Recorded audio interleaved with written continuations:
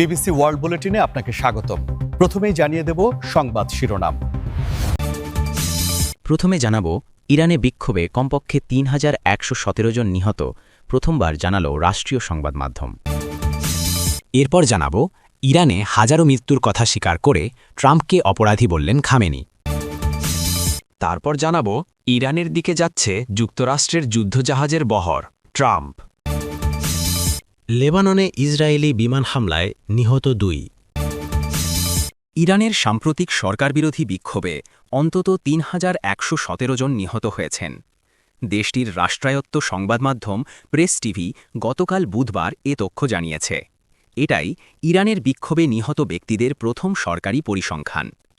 সংবাদ মাধ্যমটিতে প্রকাশিত এক বিবৃতিতে ইরানের মাট্রায়াস ফাউন্ডেশন বা শহীদ ফাউন্ডেশন বলেছে, বিক্ষোভে নিহত ব্যক্তিদের মধ্যে ২,৪২৭ জন বেসামরিক মানুষ ও নিরাপত্তা বাহিনীর সদস্য। এদিকে যুক্তরাষ্ট্রভিত্তিক human rights activist news agency HRANA এবারের বিক্ষোভে ইরানে ৪,৫১৯ জন নিহত হওয়ার খবর জানিয়েছে। তাদের মধ্যে ৪,২৫১ জন বিক্ষোভকারী, ১৫৭ জন নিরাপত্তা বাহিনীর সদস্য। ইরানে নিহত ব্যক্তিদের তালিকায় ১৮ বছরের কমবয়সী ৩৫ জন রয়েছে, আর ৩৮ জন এমন ব্যক্তি রয়েছেন যারা বিক্ষোভকারীও নন, নিরাপত্তা বাহিনীর সদস্যও নন। ইরানে আরও ৯,০৪৯ জনের মারা যাওয়ার ঘটনা যাচাই বাছাই করা হচ্ছে বলেও জানিয়েছে HRANA। অর্থনৈতিক অসন্তোষ থেকে গত ২৮ ডিসেম্বর ইরানে ব্যাপক বিক্ষোভ শুরু হয়। পরে সেখান থেকে সরকার পতনের ডাক দেওয়া হয়। ইরান জুড়ে ছড়িয়ে পড়ে বিক্ষোভ তীব্র হলে ৮ জানুয়ারি ইন্টারনেট বন্ধ করে মাঠে নামানো হয় আইন শৃঙ্খলা রক্ষাকারী বাহিনী। চলে দমনপীড়ন। এরপর ইরানে ব্যাপক সহিংসতার ঘটনা ঘটে। যদিও ইন্টারনেট বন্ধ থাকার কারণে সে সময় হতাহতের প্রকৃত সংখ্যা যাচাই করতে পারেনি বিভিন্ন আন্তর্জাতিক সংবাদ মাধ্যম। ইরানি কর্তৃপক্ষের মতে এই বিক্ষোভকে হাইজ্যাক বা দখল করে নেওয়া হয়েছে। বিক্ষোভকারীরা বিদেশি শক্তির নির্দেশে সহিংস হয়ে উঠেছিলেন। তাদের সন্ত্রাস আর দাঙ্গাবাজ বলা হয়। এর পেছনে যুক্তরাষ্ট্র ও ইসরায়েলের মদদ রয়েছে বলেও দাবি করে তেহরান। দমনপীড়ন না কমালে এবং বিক্ষোভকারীদের মৃত্যুদণ্ড দেওয়া হলে ইরানে সরাসরি হস্তক্ষেপের হুমকি দেন যুক্তরাষ্ট্রের প্রেসিডেন্ট ডোনাল্ড ট্রাম্প। পরবর্তী সময়ে ইরান জানায়, গ্রেফতার হওয়া বিক্ষোভকারীদের মৃত্যুদণ্ড দেওয়া হবে না। কিছু অধিকার সংগঠন জানিয়েছে, ইরানের বিক্ষোভকারীরা নিরাপত্তা বাহিনীর সরাসরি গুলিবর্ষণে নিহত হয়েছে।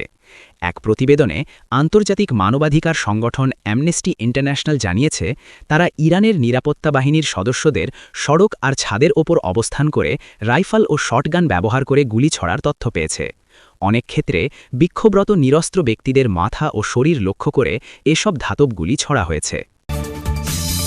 ইরানের সর্বোচ্চ নেতা আয়াতুল্লাহ আলী খামেনি সাম্প্রতিক বিক্ষোভের সময় তার দেশে হওয়া হতাহতের ঘটনা, ক্ষয়ক্ষতি ও অপপ্রচারের জন্য যুক্তরাষ্ট্র ও ডোনাল্ড ট্রাম্পকে দায়ী করেছেন। শনিবার এক ভাষণে খামেনি স্বীকার করেন যে সাম্প্রতিক অস্থিরতায় হাজারো মানুষ নিহত হয়েছে। তিনি বলেন, এর মধ্যে কিছু মানুষ অমানবিক ও নৃশংসভাবে মারা গেছে, তবে এসব মৃত্যুর জন্য তিনি রাষ্ট্রদ্রোহীদের দায়ী করেছেন। খামেনি আরও বলেন, ইরান প্রেসিডেন্ট ট্রাম্পকে একজন অপরাধী বলে মনে করে এবং সাম্প্রতিক অস্থিরতার জন্য যুক্তরাষ্ট্রকে জবাবদিহির আওতায় আনতে হবে। এর আগে মার্কিন প্রেসিডেন্ট ডোনাল্ড ট্রাম্প ইরানের সরকার বিরোধী বিক্ষোভকারীদের বিক্ষোভ চালিয়ে যাবার আহ্বান জানান এবং নিরাপত্তা বাহিনী যদি তাদের হত্যা করলে সামরিক হস্তক্ষেপের হুমকি দেন। যুক্তরাষ্ট্রভিত্তিক ইরানি মানবাধিকার সংগঠন Iranian human rights activists news agency বা HRANA জানায়, ইরানে বিক্ষোভে এখন পর্যন্ত ৩,০৯০ জনের মৃত্যু হয়েছে। খামেনি তার একদল সমর্থকের সঙ্গে দেখা করার সময় বলেছেন, আমরা দেশকে যুদ্ধে ঠেলে দেব না, কিন্তু দেশের ভেতরের অপরাধীদের রেহাই দেব না। আন্তর্জাতিক অপরাধীরাও ছাড় পাবে না। তিনি বলেন, আমি দৃঢ়ভাবে বলছি, সাম্প্রতিক এই ফিতনার মূল লক্ষ্য ছিল ইরানকে গ্রাস করা, আর ইসলামী বিপ্লবের শুরু থেকেই যুক্তরাষ্ট্র সেই ক্ষমতা ফিরিয়ে নিতে চায় যেটা তারা জনগণের মাধ্যমে এবং ইমামের নেতৃত্বে হারিয়েছিল। খামেনি বলেন, মার্কিন যুক্তরাষ্ট্রের সকল নীতি হচ্ছে ইরানের মতো একটি স্বাধীন দেশকে সহ্য না করা।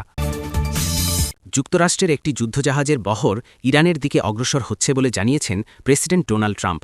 তবে তিনি আশা প্রকাশ করেন, সেটি ব্যবহার করার প্রয়োজন হবে না। একই সঙ্গে তিনি ইরানকে আবারও সতর্ক করেন বিক্ষোভকারীদের হত্যা করা বা পারমাণবিক কর্মসূচি পুনরায় শুরু করা থেকে বিরত থাকতে।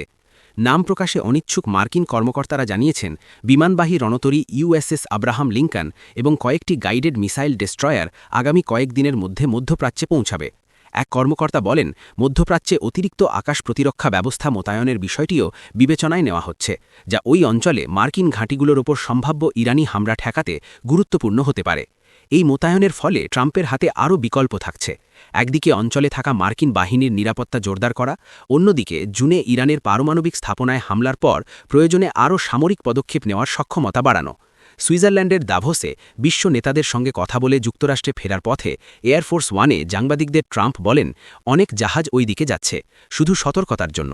আমি চাই না কিছু ঘটুক, তবে আমরা তাদের খুব কাছ থেকে পর্যবেক্ষণ করছি। আর এক সময় তিনি বলেন, আমাদের একটি নৌবহর ওই দিকে যাচ্ছে এবং হয়তো আমাদের সেটি ব্যবহার করতে হবে না।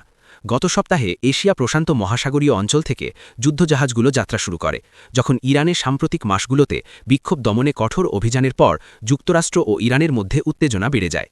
ইরানে বিক্ষোভকারীদের হত্যা নিয়ে ট্রাম্প আগেও বারবার হস্তক্ষেপের হুমকি দিয়েছিলেন, তবে গত সপ্তাহে বিক্ষোভ কমে আসে। ট্রাম্প তখন তার কঠোর বক্তব্য কিছুটা কমিয়ে বলেন, তিনি নাকি বন্দীদের মৃত্যুদণ্ড কার্যকর হওয়া বন্ধ করেছেন। বৃহস্পতিবার তিনি আবারও সেই দাবি পুনরাবৃত্তি করেন এবং বলেন, তার হুমকির পর ইরান প্রায় 840টি ফাঁসি কার্যকর করা বাতিল করেছে। ট্রাম্প বলেন, আমি বলেছিলাম, যদি তোমরা ওই মানুষগুলোকে ফাঁসি দাও তাহলে তোমাদের ওপর এমন আঘাত আসবে যা আগে কখনো দেখনি। তিনি আরও বলেন, এই ভয়াবহ ঘটনার মাত্র 1 ঘণ্টা আগে তারা সেটি বাতিল করেছে এবং এটিকে তিনি ভালো লক্ষণ বলে উল্লেখ করেন। অতীতে উত্তেজনার সময় যুক্তরাষ্ট্র প্রায়ই মধ্যপ্রাচ্যে সামরিক শক্তি বাড়িয়েছিল, যা বেশিরভাগ ক্ষেত্রেই প্রতিরক্ষামূলক ছিল। তবে গত বছর ইরানের পারমাণবিক কর্মসূচির বিরুদ্ধে হামলার আগে যুক্তরাষ্ট্র বড় ধরনের সামরিক সমাবেশ ঘটিয়েছিল।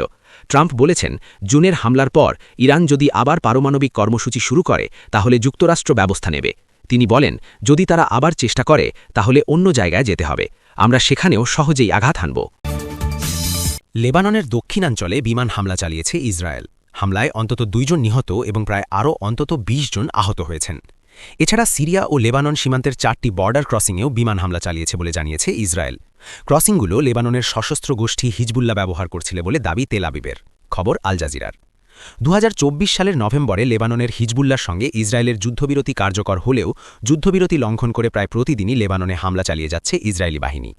এসব হামলায় এখন পর্যন্ত 300 জনের বেশি মানুষ নিহত হয়েছে, এর মধ্যে অন্তত 127 জনই বেসামরিক তথা নিরস্ত্র। তারই ধারাবাহিকতায় স্থানীয় সময় বুধবার বা 21 জানুয়ারি সবশেষ হামলাটি চালানো। লেবাননের প্রেসিডেন্ট জোসেফ আউন এই হামলার তীব্র নিন্দা জানিয়েছেন। তিনি বলেছেন, আবারও ইসরায়েল লেবাননের ঘন বসতিপূর্ণ গ্রামগুলোতে পরিকল্পিত আগ্রাসন শুরু করেছে। তারা সরাসরি নাগরিকদের টার্গেট করছে, বারবার একই ধরনের আচরণ করে ইসরায়েল মূলত আরেকটি সার্বভৌম রাষ্ট্রের অভ্যন্তরে হস্তক্ষেপ না করার অঙ্গীকারই ভঙ্গ করছে। এদিকে লেবাননের রাষ্ট্রীয় সংবাদমাধ্যম ন্যাশনাল নিউজ এজেন্সি জানিয়েছে, সিরিয়া সীমান্তে কানারিত, আল খারায়েব, আল আনসার, কাফুর ও জারজু সহ বেশ কয়েকটি গ্রাম ও শহরে বিমান হামলা চালিয়েছে ইসরায়েল। লেবাননের স্বাস্থ্য মন্ত্রণালয় জানায়, দক্ষিণ লেবাননের কানারেত এলাকায় ইসরায়েলি বিমান হামলায় 19 জন আহত হয়েছেন। এছাড়া জাহারানি ও বাজুরি শহরে 2টি গাড়ি লক্ষ্য করে চালানো হামলায় 1 জন করে নিহত হয়েছে। ইসরায়েলি সেনাবাহিনী সামাজিক যোগাযোগ মাধ্যমে জানিয়েছে, সীমান্ত ক্রসিংগুলোকে হিজবুল্লার অস্ত্র পরিবহন রুট হিসেবে লক্ষ্য করা হয়েছে এবং সিদনের কাছে একজন হিজবুল্লার প্রধান অস্ত্রচারকে নিহত করা হয়েছে। এই হামলাগুলোকে লেবাননের সার্বভৌমত্বের লঙ্ঘন অভিহিত করে লেবাননের সেনাবাহিনী বলেছে, এই হামলাগুলো 2024 সালের যুদ্ধবিরতি চুক্তি মোতাবেক হিজবুল্লাহকে অস্ত্রত্যাগে বাধ্য করার প্রচেষ্টাকে ব্যাহত করছে। তবে হিজবুল্লাহ বারবার ইসরায়েলি হামলার মধ্যেও অস্ত্রত্যাগে অস্বীকৃতি জানিয়ে আসছে।